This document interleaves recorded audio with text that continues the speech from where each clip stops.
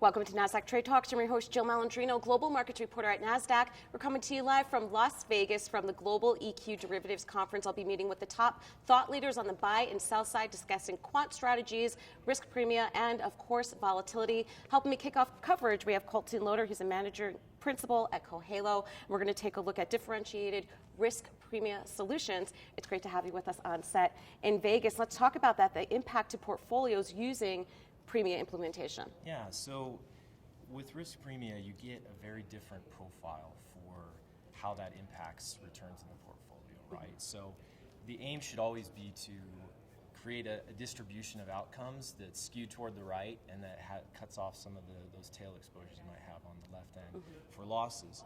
So the one way to do that is certainly through implementing volatility strategies with the right implementation, directional, relative value, and across different asset classes, whether that's in the equity space or in currency. But certainly being able to use these types of strategies in a portfolio would theoretically be able to improve your outcomes. All right, well, great timing for this conference because you certainly have some vol back into the market right now. Yes, we do. What's your thoughts on that? It's been a very interesting month. I mean, you see that really what we've seen in the past few weeks is you wake up, S&P's down 50 to 100 basis points. You wake up the next day, overnight, it's up 50 to 100 basis points with all this trade talk and evolution of how that's gone. But at the same time, volatility and the volatility of volatility, or VVIX, maybe you could check, for checking that for equities, has really stayed fairly subdued. So you see that those ranges, there is actually some true volatility where you're seeing a back and forth, but the range is still fairly muted.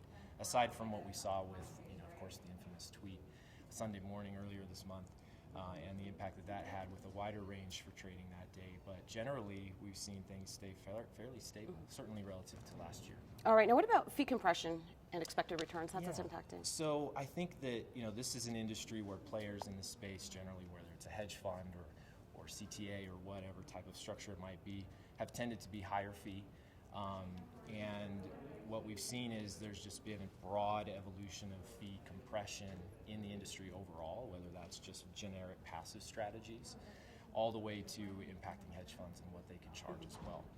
And so I think that what's interesting is for the end client, obviously that's a good thing, right? Because if they're looking at future returns which appear to be a little less probable in terms of the size that can be expected, given where we've had a good run for quite a while, there would need to be a little bit of compression from a fee standpoint for those assets being managed in order to still generate a good outcome for the client. So I think that it's interesting that you'll see that not only in the product space but for overall advisory fees as well, and how that needs to come down as well to benefit the clients. All right, now let's wrap it up here with the evolution of investment solutions within the marketplace. Yeah, so prior to launching my firm, Cohalo, I was directly in that space for providing OCIO type solutions for large pension funds, multi-asset type of solutions.